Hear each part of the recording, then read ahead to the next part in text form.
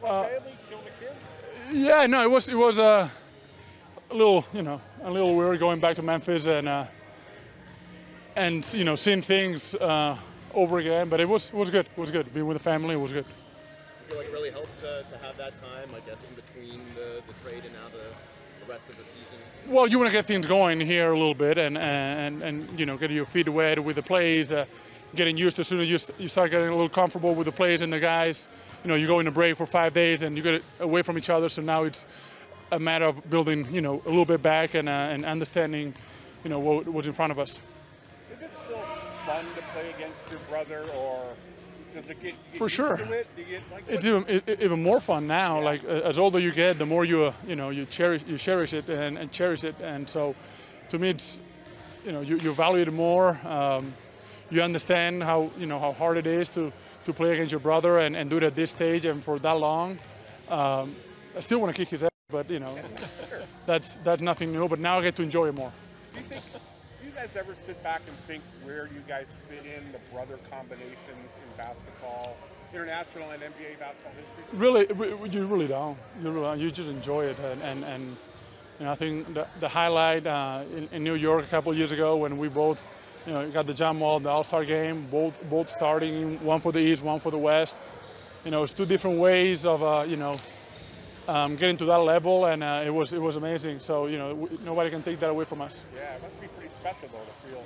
You truly. How many years you've been through this with him? Yeah, it's amazing if you start thinking about it. The thing about the NBA, you don't have the time to really digest a lot of the things that happen to you. You just have one challenge after another, and you're always trying to do something bigger, and always trying to win the next thing in front of you. So you don't get to savor it as much or enjoy it as much. I'm sure that 10, 15 years from now, when we both sipping on some red wine, we'll be able to look back and maybe enjoy it a little more. There's 23 games left. I know the half of the season is past, but does the approach or the mentality change now that you guys are back from the All-Star break for the stretch run here? Well, for me, it's been 3 games, so I'm just trying to soak as much as everything I can and trying to help the team. And we have a couple other new guys and Freddie being out, so we're trying to build that chemistry and see all the things that we can do as a team, to continue to get better. Is there pressure to kind of force it to get together quickly? Or? No pressure, it's just work. You just got to put in the work. I mean, if you put in the work, I mean, I don't truly believe in pressure. I mean, you feel pretty good when you do everything you can and you leave it all out on the line and you do it for your teammates. I don't think there's any pressure on that. Friday will be DeRozan's first game back here. Okay. As somebody who spent his whole career in one location like you just did until 3 games ago. Can you imagine what that would be like to return finally? I don't know. I don't know for him, but I can only imagine, how many emotions, how weird it must feel to go into pretty much your arena and go in the other locker room. But that's part of the NBA, and you have to adjust, you have to adapt. It's an evolution league. You have to evolve with the league and continue to accept the challenge that's in front of you. And I think he's doing a really good job of leading and accepting his role in San Antonio, which is a little different than he had here, but he's still a very productive and dominant player. With the week or the time that you've had off, I mean, it's not productive in terms of spending time with teammates because you're not around them, but is there anything you could do to extend your comfort level here over the course of the last 7, 8 days? I worked, I asked the coaches and watched film on the shots that I'm getting on the game and seeing where I can get more shots and be more effective.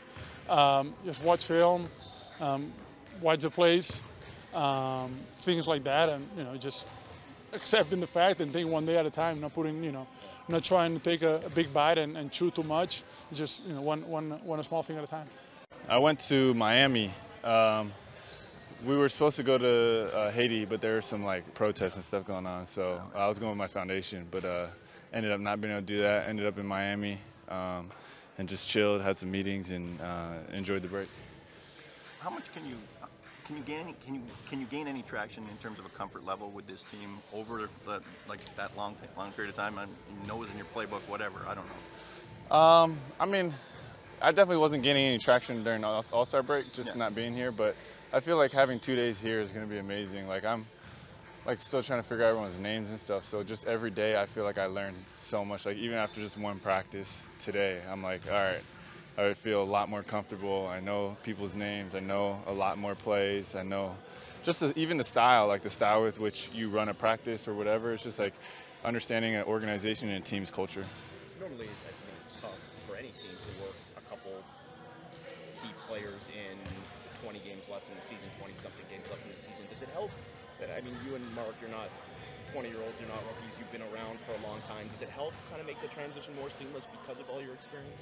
I would say, yeah, and playing on a team where guys are like veterans all across the board. So like having Kyle, Danny, those two who just, I mean, Danny's been, I never knew this, but he's constantly communicating, teaching, everything, just a big time vocal leader. And then, yeah, I told Mark, I was like, look, you're going to have to teach me everything. He's like, man, I got here 2 days ago.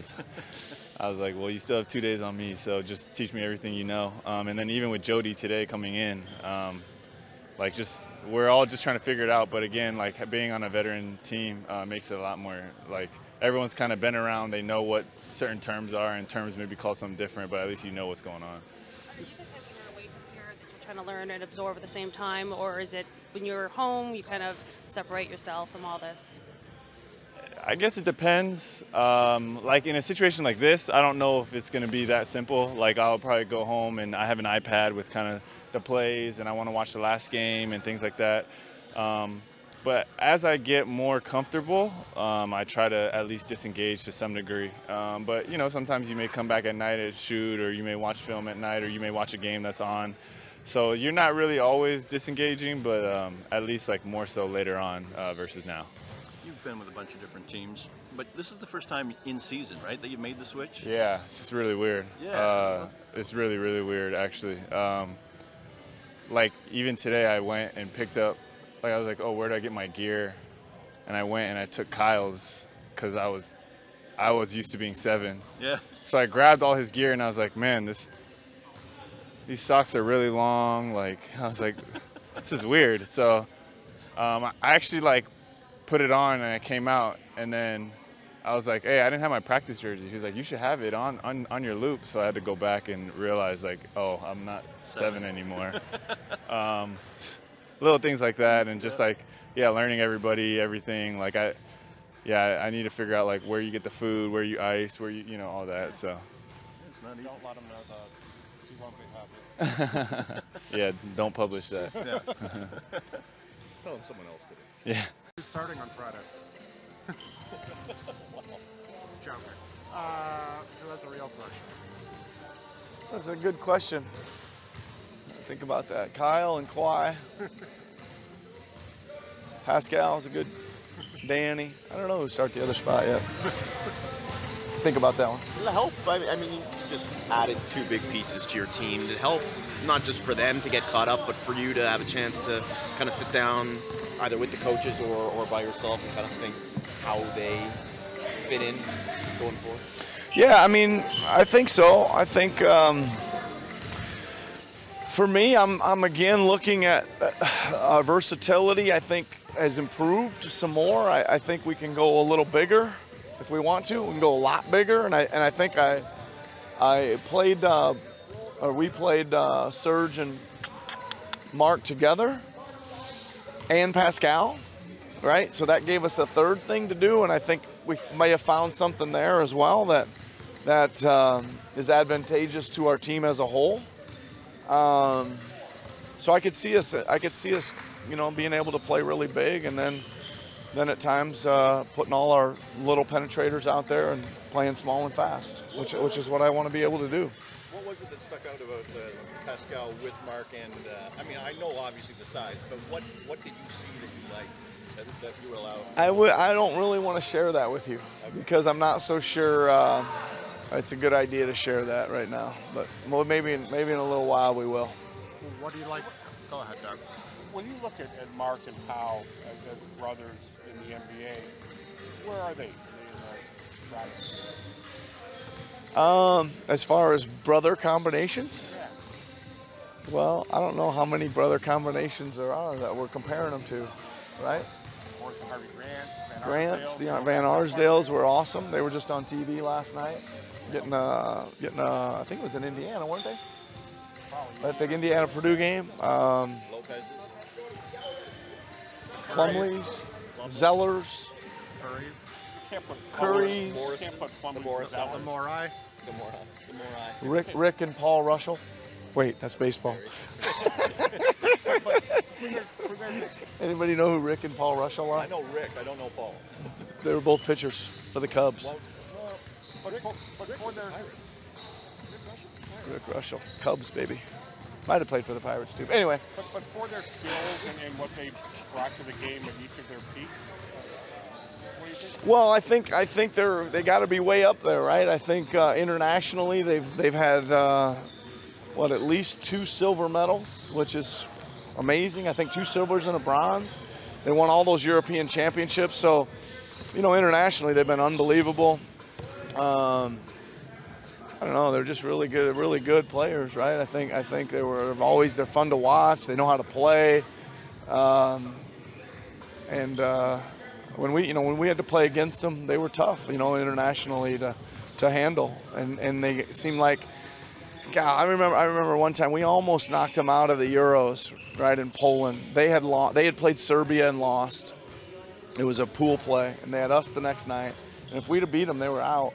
And we were up 6 or 8 the whole game, and the night before against Serbia, Powell went something like 1 for 9 from the free throw line, and we were like, anytime he gets it deep and we can't, let's foul, and he made them all against us, and they ended up beating us. Rudy Fernandez made like 3 straight threes in the last 4 minutes. And then I told you guys this last time, Mark, like one summer we didn't even really know he was there, and then the next summer we couldn't control him, right? So again, it's just like their class like shows itself. Like a lot of times for Spain, and then a lot of times in the NBA when it's needed the most, right? You do a very good job answering your question, Doug. Sorry. Oh, I got the 2 quotes I needed. Thanks. That's okay. You have a fullish roster again. What do you like about Jody? Well, we're gonna see. It's been a while since he's taken the court. Obviously, he can shoot the ball. He's had 2 or 3 seasons where he shot it over 40+%. You guys have to, I think 2 for sure, maybe 3 from 3, so he can shoot. And he can heat up. He can kind of streaky score a little bit. I got when it came across the ticker last night, I got a text from one of my best coaching friends who's used to be an assistant at Tennessee, and he said Jody Meeks scored 54 on us one time at Kentucky versus Tennessee. Just letting you know. So he can score a little bit. We'll see. Is there a focus for this team where that you'd like to see the second half, an official second half? Yeah, I think there is. We've made some progress on a few things that I was talking about for a couple months. We got a chance to do a lot of screen and roll blitzing in the last 4 or 5 games, especially in the last game, and looked pretty good. Right, we've made some ground. Expanding our defensive coverages. We got a chance to double the low post in a couple games prior to that a number of times. We've got a few other things to iron out. We're going to continue to work the zone. I'm going to play the big lineup in the zone. And basically, what I like is I think our team feels like they can get themselves out of a lot of jams. And I like that. I want to continue us going in there and playing, and whatever kind of presents itself, whatever pace the game is, whatever style, whatever we see that we can handle, whatever's going to throw at us with some swag and confidence, and just that it's going to be okay in the end. And I like where we're heading in that direction.